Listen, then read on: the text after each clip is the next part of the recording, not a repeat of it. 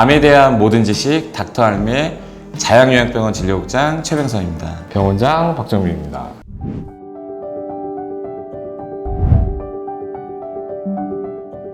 실제로 그런 것들 먹는 게 큰 도움은 안 되죠. 우리가 버섯류 같은 경우에는 예전에 원래 동유럽권이나 러시아나 이쪽에서 많이 썼던 거고, 보안병원에서도 많이 안 쓰는 이유는 최근의 연구 결과들이 그렇게 좋지는 않기 때문에 많이 사용을 안 하고 있죠. 버섯류는 암 환자들한테 다 좋다고 알려져 있죠. 근데 음식을 암의 효과를 보기 위해서 먹는다, 이거는 사실 좀 위험한 생각이죠. 건강기능식품, 식품이잖아요. 식품을 약의 효과를 보기 위해서 먹는다는 건 상당히 위험해요. 예전에 이제 사과가 항산화 효과가 있잖아요.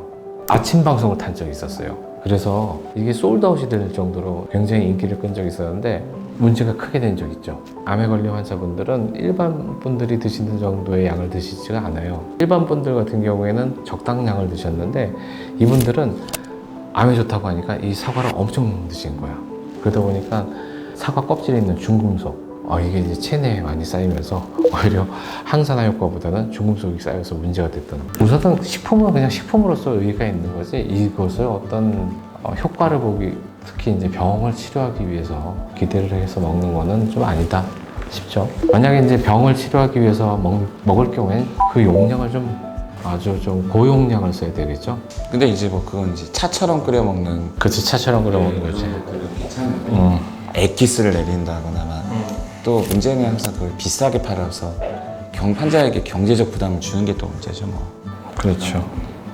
실제로 그 버섯을 이용한 약들이 많이 나와 있잖아요. 한약도 그렇고, 우리가 쓰는 약 중에서도 버섯을 이용한 약이 있잖아요. 면역 증강제가 우리 제약회사를 통해서 나와 있는 것도 있기 때문에 굳이 집에서 그걸 다려 드실 필요까지는 없을 것 같습니다. 네. 실비보험이 되는 약도 있잖아요. 그죠? 네네, 당연하죠. 그래서 지금 병원에서 교수님들이 걱정하는 건 그냥 임의대로 가정에서 여러 가지 재료를 섞어서 잘못 복용해서, 우리 뉴스에도 나오지만 응급실 갔을 때도 산에서 아저씨들끼리 버섯 같은 거 따먹고 응급실 실려가는 경우도 많은 것처럼 잘못된 섭식을 통해서 문제가 될까봐 교수님들이 걱정하는 거지, 버섯 자체가 위험식품은 아닙니다. 그래서 이 임의대로 드시는 것보다는 우리가 제도권 안에 안전하게 나와 있는 약이 있기 때문에 이 약을 통해서 섭취하시는 게 훨씬 더 도움이 될 겁니다.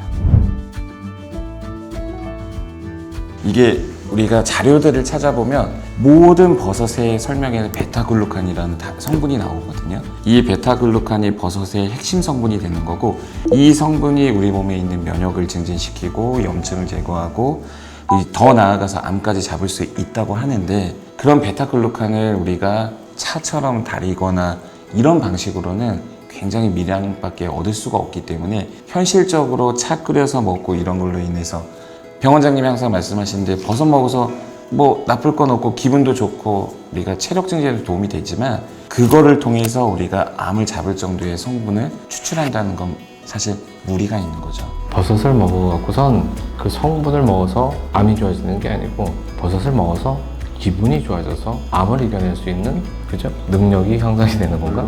기분만 좋아지는 건 아니고 버섯을 먹어서 나쁠 건 없습니다. 좋은 성분들이 굉장히 많기 때문에 식품으로 즐겨주시고 약용으로 쓰시는 거는 별로 추천드리고 싶지 않습니다. 자, 앞으로도 암에 대한 좋은 지식을 가지고 다시 찾아뵙도록 하겠습니다. 병원장 박정민이었습니다. 네, 진료국장 최병선이었습니다.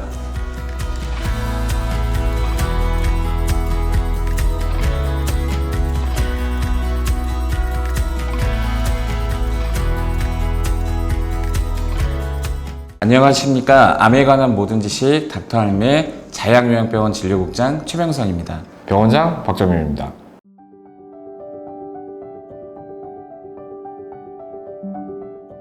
온나무가 이제 한약재로는 건칠이죠. 건칠. 주로 우리가 이제 항암제로 쓰는 한약의 아주 대표적인 약재 중에 하나죠. 이 온나무 추출물에 관해서 여러 가지 연구 결과들이 있었는데 의견도 좀 너무 제각각이죠. 이제 한약을제를 포함해서 천연물을 가지고 어떤 효능을 딱 명시하기가 어려운 게 우리가 알고 있는 일반적인 약들은 단일 성분들이나 복합 성분이더라도 두세 가지 종류만 있기 때문에 명확한 효능을 단정적으로 이야기할 수 있지만 한약재나 생약 같은 부분들은 아무래도 복합 성분이기 때문에 딱 효능을 단정적으로 이야기할 수는 없고요. 일반적으로 암에 관련된 부분에서 가장 많이 주목을 받고 있는 건 우리 몸에 있는 이런 비정상적인 세포들의 자연 살해를 촉진한다는 게 첫 번째가 되고요. 두 번째로는 우리 암세포들이 자리를 잡게 되면 탯줄처럼 신생혈관을 만들어서 내 몸에서 영양분을 뽑았었는데 그런 신생혈관을 차단시키고 우리 몸에 있는 염증을 줄여줘. 암 자체가 염증을 많이 만들어내기 때문에 통증이라든지 이런 것들을 감소시킬 수 있다고 나와 있습니다. 건실은 신생혈관이라고 해서 암이 자꾸 이렇게 혈관을 내서 자기가 잘하려고 하는 그 성질을 끊어주는 거죠, 그죠? 네, 좀 이런 부분들을 차단시키고 그럼으로써 암에 이제 충분한 영양분이 공급되지 않도록. 옷 자체에 독이 있기 때문에 우리가 약으로 쓸 경우에는 그 옷을 우리가 먹어도 될 정도로 법제를 해서 법제라고 하는 거는 독성을 중화시키는 거죠. 인체의 체내 독성을 중화시켜 주는 겁니다. 사람들이 먹어도 안전하게끔 우리가 한약으로 사용하게 된 약입니다.